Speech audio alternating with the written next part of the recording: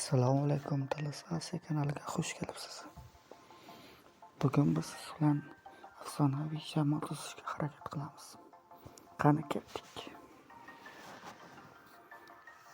Hujumga Alvarez, Donnarumma kerak. Yana kim? Kererni olamiz.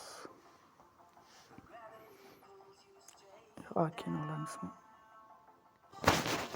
Himoyaga Konate,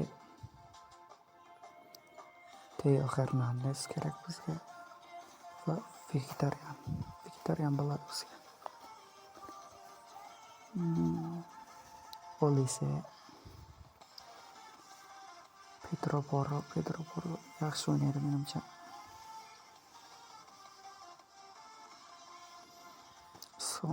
Son olamiz bu yerda. Vinicius kerak emas. Greenwood yaxshi o'ynayapti. Dean Henderson. Yana kimni olamiz? Bonjourno ham yaxshi himoyachi. Barres kerak bizga, Barres va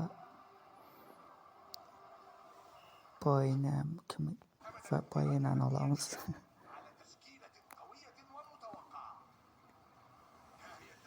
Simons ham kerak. Jesus kerak bizga.